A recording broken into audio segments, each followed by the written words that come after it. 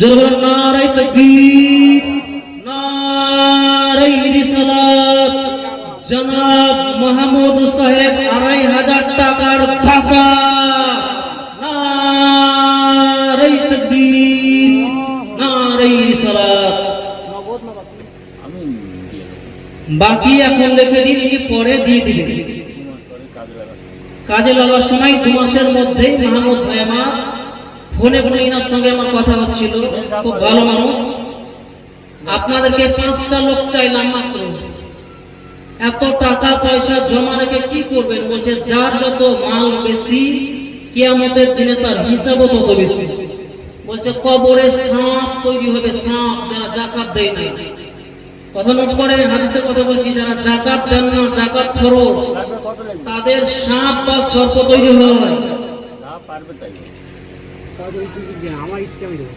বেরাদার ইসলাম, এই জন্য আমি বলছি মাল ধন দৌলত থাকবে, আর এই নিঃশ্বাসের বিশ্বাস নেই আমাদেরকে যেহেতু ছেড়ে যেতেই হবে, তাহলে আখিরাতের পুঁজিটা একটু সঞ্চয় করে যাওয়াটাই ভালো নাকি?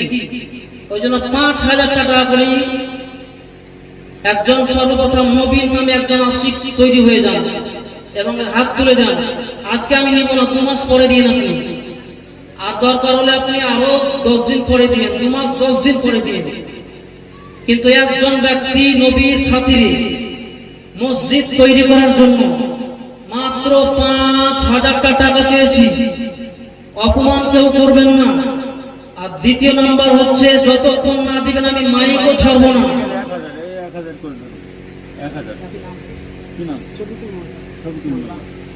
নারে তাকবীর, নারে রিসালাত। জনাব শফিকুল মোল্লা ১০০০ টাকার দাতা।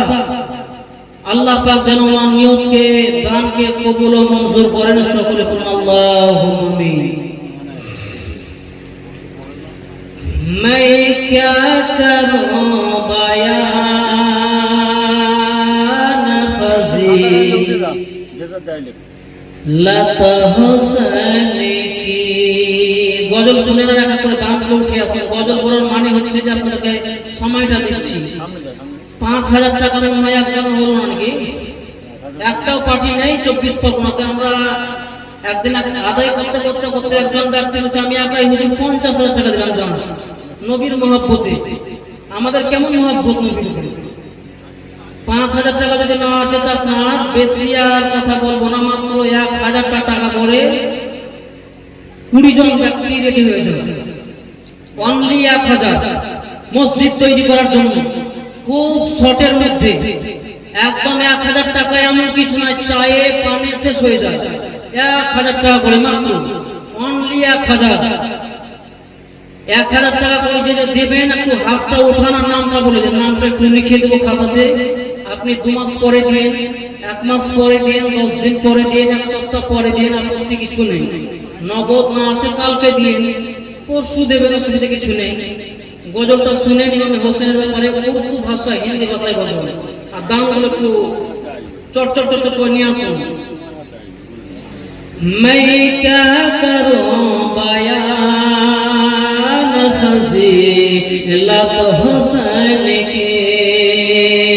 मैं क्या करूं बयान फज़ीलत हुस्न की। अल्लाह जानता है हकीकत हुस्न की। अल्लाह जानता है हकीकत हुस्न की। ১০০০ টাকা হলো না? খুব দুর্বল গ্রামীণ হয়েছে না? কি ব্যাপার? এক একটা ১০০০ টাকা। কি নাম বলছে না বলে দেখুন তো। ওই নামটা লিখে না। ১০০০ 500 করে। ওই নামটা কি করছি?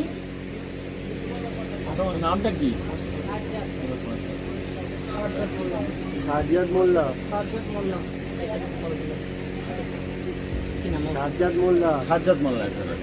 নারে তাকবীর, নারে রিসালাত। সাজ্জাদ মোল্লা ১০০০ টাকার দাতা, লিখে নেন ভালো করে খাতা, ভুলে গেলে আবার অসুবিধা তখন।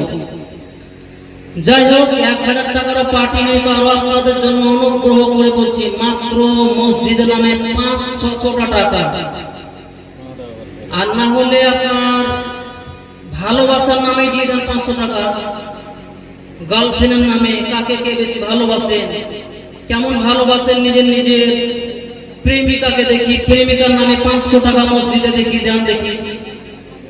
বা নিজের স্ত্রীর নামে 500 টাকা, বা নবীর নামে 500 টাকা, বা ইমামে হোসেনের নামে 500 টাকা, কিংবা আল্লাহর নামে 500 টাকা। বেশি চাইনি, মাত্র 500 টাকা দিলে আপনার পানি দিয়ে পড়বে না, নষ্টও হবে না, মসজিদে জমা থাকবে। কাল কিয়ামতের মাঠে, রোজ হাসরের প্রান্তরে মসজিদের ইটগুলো পর্যন্ত সাক্ষ্য প্রদান করবে, হে রব্বে কায়নাত, খাল্লাকে কায়নাত, এই ভদ্রলোক আমাকে দান করেছিল তোমার শাহী পবিত্র জামে মসজিদে, আল্লাহ তুমি তাকে জান্নাতুল ফিরদাউস দান করো।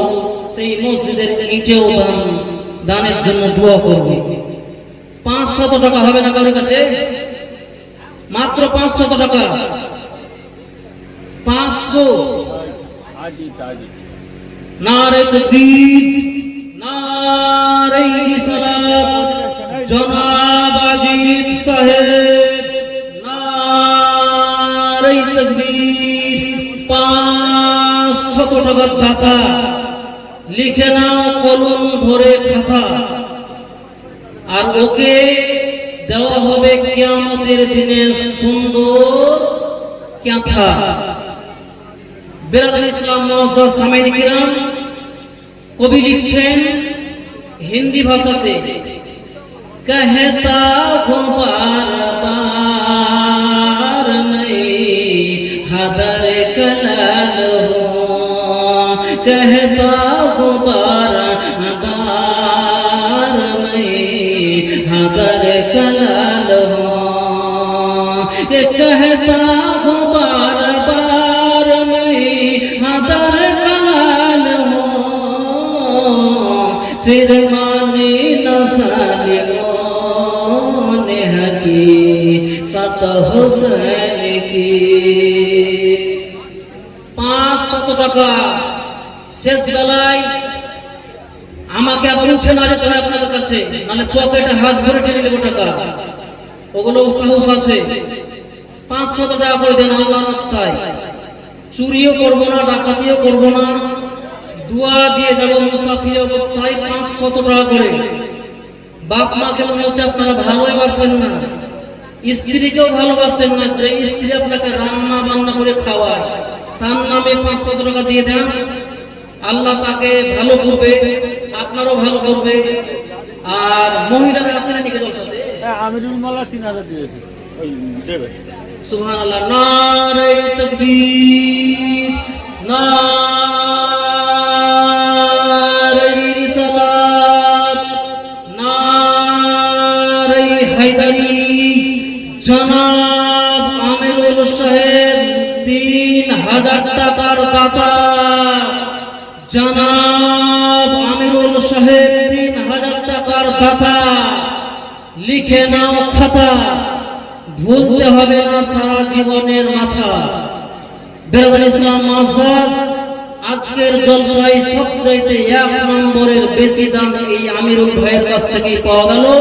2 নম্বরে আমাদের মাহমুদ ভাই আগেও দিয়েছে, আজকে আবার দিল। ওনাদের সঙ্গী সাথী আর দুটোকে দেখতে চাইছি, তাড়াতাড়ি হয়ে যান। আপনাদের নামে একবার জান ভরে, প্রাণ খুলে, অন্তর খুলে আল্লাহ পাকের কাছে নবীর সাদকা নিয়ে দোয়া করে দেব। একদম আপনাদের ইনশাআল্লাহ ধন দৌলতে বরকত হবে, আল্লাহ পাক বরকত দেবে। কত লাগবে? 500 500 হ্যাঁ লিখে নিন, দিয়ে দিন ভাই। কোন মারা দেবে কি দেখছো? মানে আমাকে নাম বলছে না, মাহমুদ ভাইকে নাম বলছে, মানে মাহমুদ ভাই চেনে ওই জন্য। আর আমি ভাবছি যে টাকাটা নিয়ে পালাবো, কিন্তু না, টাকা আমি 1 টাকা নিয়ে যাব না, সব মসজিদেই দিয়ে যাব। হয় আচ্ছা মা বোনেরা, আপনাদেরকে আমি জানাচ্ছি আমাদের ভাই চাদর নিয়ে যাচ্ছে বা খাতা নিয়ে যাচ্ছে, আপনারাও 200, 500, 150, 1000, 5000 পারলে মসজিদে 1 লাখ টাকা দিয়ে দিন, তাহলে মসজিদ তাড়াতাড়ি আমাদের আর 1 টাকা উঠে যাবে।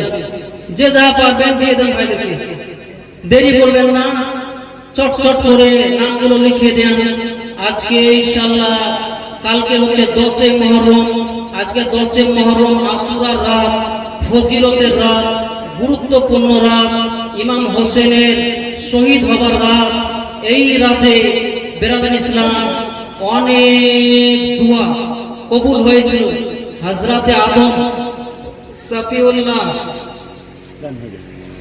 হযরতে আদম সফিউল্লাহ দোয়া এই রাতেই কবুল হয়েছিল 10 মুহররমে। বেরাদান ইসলাম হযরতে নূহ পয়গম্বরের ঘটনা এই রাতে হয়েছিল। হযরত ইব্রাহিম খলিলুল্লাহ অগ্নিকুণ্ড থেকে পরিত্রাণ পেয়েছিলেন এই রাত্রে। ফেরাউন ডুবে মরেছিল এই রাত্রে। এই 10 মুহররম আশুরার দিনে বেরাদান ইসলাম মুআজ্জাজ সামাইনে কেরাম এবং হযরতে ইউনূস নবী মাছের পেট থেকে পরিত্রাণ পেয়েছিল এই রাতে।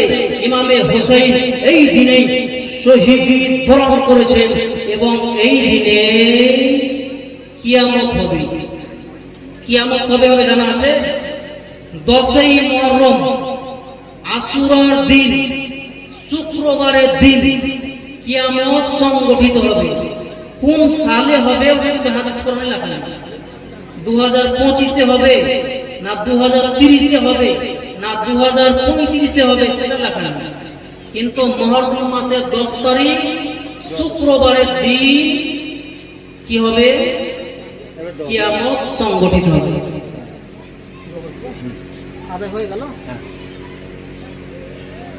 মহিলাদের কাছে এখনো বলছি, আপনাদের কাছে মা বোনেরা, যদি এখনো কেউ দান দিবেন মনে করে আছেন, জলসা প্রায় শেষের দিকে,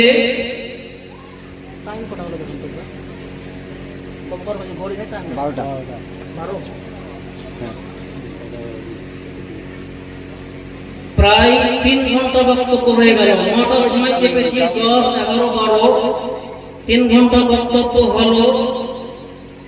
এখনো যিনারা মসজিদে দান দেব ভেবে আছেন বা পকেটে আছে, 10 টাকা থাকলেও দিয়ে দেন, 10 টাকা মাত্র। আজকে রাত্রে সওয়াব বিরাট, দোয়া করবো আপনার জন্য এক্ষুনি। কারোর কাছে যদি 2 টাকা থাকে, 2 টাকা সেটাও দিয়ে আপনি অংশগ্রহণ করেন এই ফাতিহাতে, এই জলসাতে বা এই মসজিদে আপনারা অংশগ্রহণ করুন। 2 টাকা কারোর পকেটে নাই, 2 টাকা। মা বোনেরা তোমাদের কাছে 2 টাকাও নেই, 10 টাকা, 50 টাকা, 100 টাকা যারা পারো খালাটা দিয়ে দাও, খুব তাড়াতাড়ি দিয়ে দাও। জন্ম আমার নবীর যুগে হলে কেমন হতো, জন্ম আমার নবীর যুগে হলে কেমন হতো, তুই নয়নে রাসূল পাক দেখলে কেমন হতো, জন্ম আমার নবীর যুগে হলে কেমন হতো, জন্ম আমার নবীর যুগে হলে কেমন হতো। মশলাগুলো নোট করেন। 1 নম্বরে আপনাকে বলেছিলাম, ওযু করার পর জলসা প্রায় শেষ, জলসা সমাপ্ত। মশলা নোট করেন। 1 নম্বরে কোন মুসল্লি ভাইরা ওযু করার পর হাঁটুর উপরে প্যান্ট পায়জামা যদি উঠে যায় তার ওযু ভঙ্গ, বাতিল হবে না। সেই ওযুতে নামাজ, কোরআন সব পড়া চলবে, কিন্তু ইচ্ছাকৃত উঠানো উচিত নয়। কারণ পুরুষ মানুষদের নাভির ওপর থেকে হাঁটুর নিচ পর্যন্ত ঢেকে রাখা ফরজ, কম্পালসরি, অপরিহার্য, জরুরি। হাঁটুর উপরে কাপড় উঠে গেলে ওযু ভাঙবে না, মুখ ভরে যদি বমি উঠে অজু ভাঙবে, পায়খানার দ্বার দিয়ে কিছু বের হলে অজু ভাঙবে, পেশাবের রাস্তা দিয়ে কিছু বের হলে অজু ভাঙবে, হাসেন যদি কাহা কাহা করে অজু ভাঙবে, হাত যদি কেটে যায় রক্ত দরদর করে গড়ে অজু ভাঙবে, অজু করার পর যদি ঘুমিয়ে যান অজু ভেঙে যাবে, কিন্তু হাঁটুর উপরে কাপড় উঠলে অজু ভাঙবে না। 2 নম্বরের মশলা মা বোনেরা নোট করেন পর্দার আড়াল থেকে। অজু করার পরে যদি আপনার বাচ্চারা কান্না করে আর নিজের ব্রেস্ট স্তনকে পান করান, দুধ পান করান বা দুধ খাওয়ান, তাহলে আপনাদের অজু ভাঙবে না, সেই অজুতে নামাজ কোরআন সব পড়া চলবে। 3 নম্বর, কোন ভাই বিসমিল্লাহ বলে মুরগিটাকে জবে করতে গেলেন, আর জবে করতে গিয়ে 2 ভাগে বিভক্ত, মাথা একদিকে শরীর একদিকে, তাহলে সেই মাংস মুসলমানদের ফেলা চলবে না, খাওয়া জায়েজ এবং হালাল আছে। 3 নম্বর নয়, 4 নম্বর। 4 নম্বরের মশলা হচ্ছে আপনি বিসমিল্লাহ মানে দোয়া পড়তেই ভুলে গেছেন, সেই মাংস খাওয়া চলবে কিনা। যদি আপনি ইচ্ছাকৃত বিসমিল্লাহ পড়াকে বর্জন করেন, তাহলে সেই মাংস খাওয়া হারাম, সেই মাংস খাওয়া নাজায়েজ, সেই মাংস খাওয়া গুনাহ, সেই মাংস খাওয়া পাপ। কিন্তু যদি ভুল বশতে এমনটা হয়ে যায়, তাহলে জায়েজ এবং বৈধ হালাল আছে। 5 নম্বরের মশলা, সেটা হচ্ছে আপনার স্ত্রী চাকু ধারণ করে খাসি জব করেছিল বা ছাগল বা মুরগি, তাহলে মহিলাদের হাতে জবে করা মিট মাংস পুরুষ মানুষদের জন্য খাওয়া হালাল এবং জায়েজ আছে। 6 নম্বর নয় 7 নম্বরের মশলা, নামাজ পড়ছেন, নামাজ পড়তে পড়তে আপনার নামাজের স্থানে একদম বিষধর অজগর সর্প এসে একদম হাজির, আপনাকে দংশন করবে, আর যদি দংশন করে কামড়িয়ে নেয় তাহলে আপনি তার বিষে মারা যাবেন। তাহলে এই অবস্থায় নামাজ ভঙ্গ বাতিল করা জায়েজ আছে, বৈধ আছে, আপনার হালাল আছে, অসুবিধা কিছু নেই। কারণ হচ্ছে নামাজ হচ্ছে ফরজ, কিন্তু জান বাঁচা হচ্ছে বড় ফরজ। বুঝতে পেরেছেন?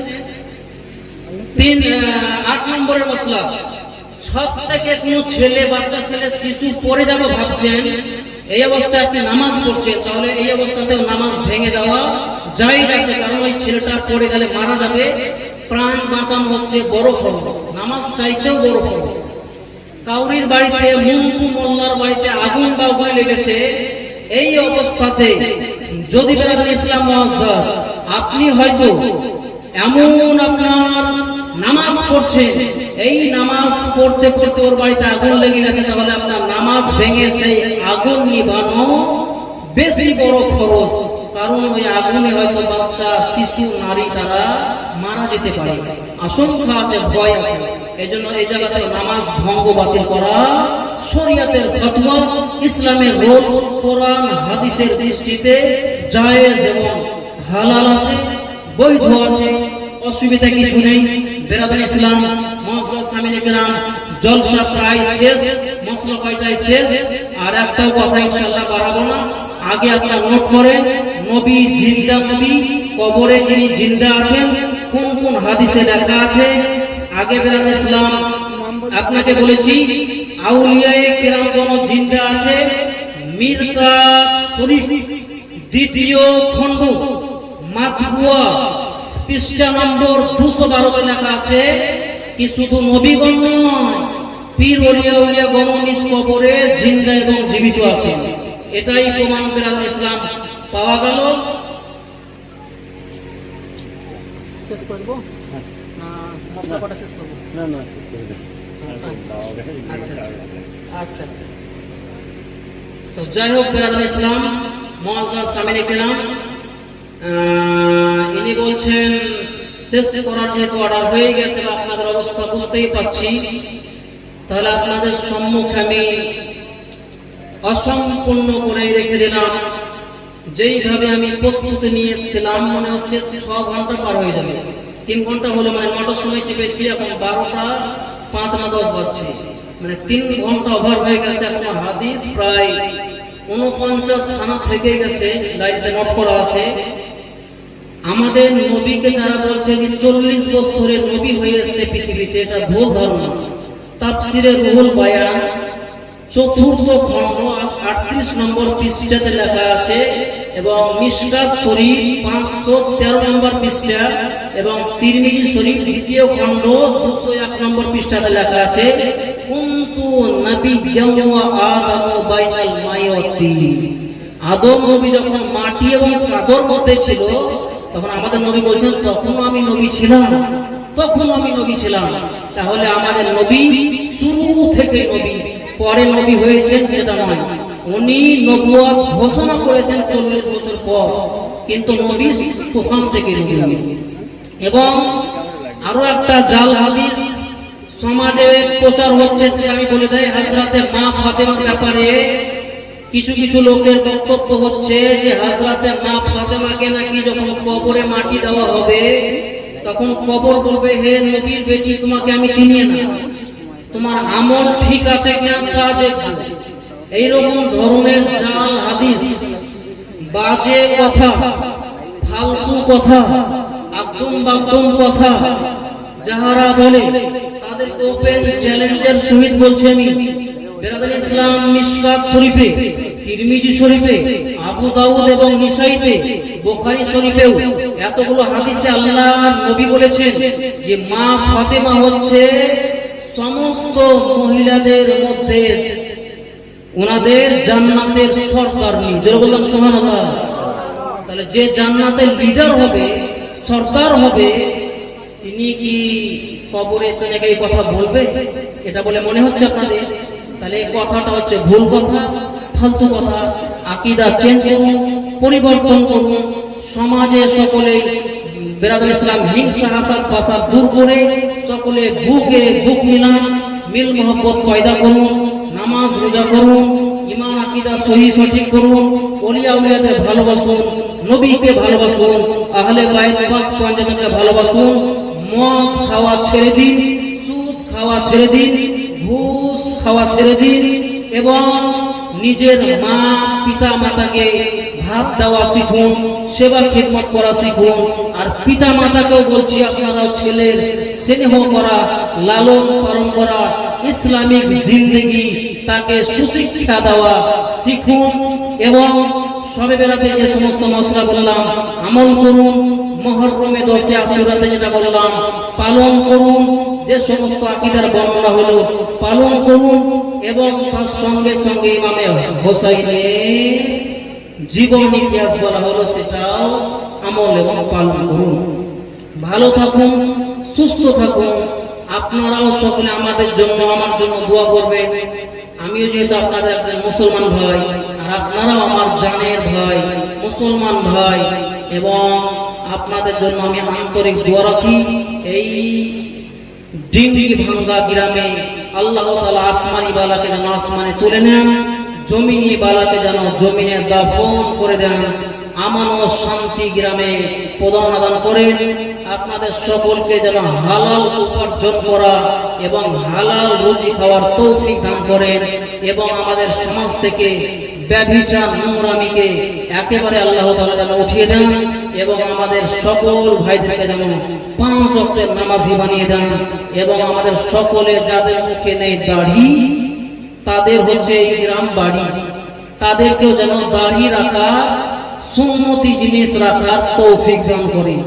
এবং যেই সব মা বোনেরা নিজের স্বামীকে অ্যাভয়েড করে চলে, ভালোবাসে না, আল্লাহ তাআলা সেই সব মহিলাদের অন্তরে নিজ নিজ পুরুষের মহব্বত যেন ভরে দেয়, অপর পুরুষের মহব্বত থেকে যেন দূরে রাখে। কারণ হচ্ছে মহিলারা অন্য পুরুষকে ভালোবাসতে পারে না। যদি ভালোবাসতে শুরু করে তো আপনার সংসার ভেঙে পারে না, তখন আপনি আবার বউ খুঁজে বেড়াবেন। এই জন্য আরো একটা আপনাদেরকে আমি অনুরোধ করে বলবো, এই যে বাচ্চাগুলো দেখছেন, হাদিস বলছে উতলুবুল ইলমা মিনাল মাহাদি ইলাল্লাহ। বাচ্চাকে ছোট থেকে আপনি ইসলামিক জ্ঞান শিক্ষা দিন। যদিও শুধু চীন দেশ আপনাকে পাঠাতে হয়, টাকা খরচা করে তবুও পাঠান, কিন্তু ধার্মিক তৈরি করেন, ইসলামিক বানান। অপর হাদিসে বলছে উতলুবুল ইলমা মিনাল মাহাদিল আল্লাহ, আল্লাহ রাসূল বলছে শিক্ষার শেষ নাই। ছোট থেকে একদম কবর যাওয়া পর্যন্ত, বুড়ো পর্যন্ত শিক্ষা করতে থাকো। যেমন আমাদের মোহাম্মদ ভাই, লোকটাকে আমাদের খুব ভালো লেগেছে এই জন্য যে সন্ধ্যার পর থেকে আগে স্টেজে কোনো মৌলবী সাহেব ছিল না, একাই বাঘের মতো বীরের বেটা বীর 1.5 ঘন্টা বক্তব্য একাই চালিয়ে দিলেন। জোরে বলেন সুবহানাল্লাহ। আল্লাহ তাআলা লোকটাকে যেন ভালো রাখেন, আন্তরিক দোয়া রাখি। আহলে বায়াতের পরে মহব্বত রেখে অনুষ্ঠান সকলের সহযোগিতা নিয়ে, সকলের কি বলছে আপনার নেতৃত্ব নিয়ে উনি সাজিয়েছেন। আল্লাহ তাআলা ওনারও যেন পূর্বেকার গুনাহ রাশিকে মাফ মার্জনা করে জান্নাতবাসী করুন। এবং বেরাদান ইসলাম, এই বাচ্চা ছেলেগুলোকে আপনি এখন থেকে যদি শিক্ষা না দেন, এই ছেলেটাই বড় হবে, এ দেখবেন বিয়ে শাদী করার পরে পিতা মাতাকে গ্রাহ্যই করবে। এই ছেলেটার ভিতরে যখন ইসলামিক শিক্ষা থাকবে, তখন হাদিসে পড়বে যে পিতা মাতা কদমের নিচে, পায়ের নিচে জান্নাত আছে রে, চলো তাড়াতাড়ি নামাজ পড়ে পিতা মাতাকে সেবা করি, খিদমত করি, ভদ্রতা নম্রতার সঙ্গে ব্যবহার করি, আচরণ ভালো করি। এই তো হবে। গাছ ভালো হলে ফল ভালো হবে। আমরা নিজেরাই তো ভালো না, আমরাই তো ছোটবেলায় কত দুষ্টামি করেছি, কত আমরা নোংরামি করেছি, আমাদের বাচ্চা কেমন করে পরিবর্তন হবে। এই জন্য ইসলামিক জিন্দেগি বাসন করার তৌফিক দিন। এবং সকলকে আমি দায়িত্ব সহকারে বলছি, ইয়ং ভাইদের কাছে আজকে একটা শপথ নিব। সেটা হচ্ছে যে সমাজে আমাদের কাছে রিপোর্ট আছে, পশ্চিম বাংলায় শুধু মেদিনীপুর ছাড়া যতটা জেলা আছে সমস্ত জেলায় ইনশাআল্লাহ জলসা করতে আমি গিয়েছি। রিপোর্ট আমার কাছে যেটা আছে সেটা হচ্ছে যে হুজুর সমাজে ব্যভিচার ব্যাপক বেড়ে যাচ্ছে। আমাদের কাছে মানুষ শুনিয়েছে, এটা কারণই হচ্ছে আজকে বিয়েটাকে খুব আমরা ভারী করে দিয়েছি, অথচ আল্লাহ রাসূল বলছে বিয়ে হচ্ছে সুন্নত জিনিস। যারা বলেন সুবহানাল্লাহ। পণ নেওয়া বর্জন করুন। বিয়েতে আপনার প্যান্ডেল অ্যান্ডেল লক্ষ লক্ষ করোড় করোড় টাকা খরচা করা বর্জন করুন। মাত্র 10টা লোক নিয়ে ছোট্ট আকারে বিয়ে করে দিন ইসলামিক মোতাবিকে, এবং হালালি সম্পর্ক হোক, হালালি বাচ্চা তৈরি হোক, এবং সমাজ থেকে গুনাহ পাপ রাশি মুছে উঠে যাক। এটাই আমি চাইছি। বিয়েকে কেউ ভারী করবেন না, বিয়েকে কেউ কঠিন করবেন না, মুশকিল করবেন না। আপনার সামর্থ্য নেই, দরকার নেই লক্ষ টাকা খরচা করার, মাত্র 10,000 টাকাতে বিয়ে হয়, মাত্র 2,000 টাকাতে বিয়ে দেওয়া হয়। কুটানি কেউ করতে যাবে না। এই জন্য পণ নেওয়া আজ থেকে শপথ নিন, ইনশাআল্লাহ বিয়ে করব নবীর সুন্নত হিসেবে। হযরতে আলী যেমন মা ফাতেমাকে বিনা পণে বিয়ে করেছিল, আমরাও ইনশাআল্লাহ আজ থেকে বিনা পণে বিয়ে করবো। ওদের বলুন ইনশাআল্লাহ। একজনের মুখে বোধহয় বের হলো কিনা সন্দেহ। তার মানে পণ নিবেন নাকি আপনারা? ইসলামে পণ নেওয়া, ডিমেন্ড নেওয়া হচ্ছে নাজায়েজ হারাম, চরম গুনাহ। এটা কখন বুঝতে পারবেন? কবরে গেলে বুঝতে পারবেন, তার আগে বোঝা যাবে না। এবং তার সঙ্গে আমাদেরকে এটাও মাথায় রাখতে হবে যে এই সমস্ত যদি হয়, আজকে বাচ্চাকে আপনি ইংরেজি শিক্ষা দিচ্ছেন, ইতিহাস ভূগোল শিক্ষা দিচ্ছেন, কেমন পিতা মাতা কথা কোরআন শিক্ষা দিতে পারছেন না, একটু কলেমা খানি শিখাতে পারছেন না, একটু শুদ্ধভাবে নামাজটা শিখাতে পারছেন না, ওযু কেমন ভাবে করতে হয় জানে না। এইগুলো ভাই শিক্ষা করতে হবে। একটা ছোট্ট ঘটনা, একদম বক্তব্য শেষে একটা কথা বাড়াবো না। সেটা হচ্ছে গ্রামে একটা ছেলে বিয়ে হচ্ছিল, বিয়ে আর বিয়ে করতে যাবে হুজুরের ছেলেটা জুম্মার দিনে তার বিয়ে পড়েছে, জুম্মার দিন শুক্রবারে। তোর মা বলছে বেটা নামাজটা তো শিখে এসো, তোমার শ্বশুর বাড়ি যাবে, তো তুমি যদি নামাজ না জানো তো কি বলবে গ্রামের লোকে? তো ছেলেটা শনিবারের নামাজ শিখেছে, রবিবার শিখেছে, সোমবার, মঙ্গলবার, বুধবার, বৃহস্পতিবারের নামাজ শিখেছে।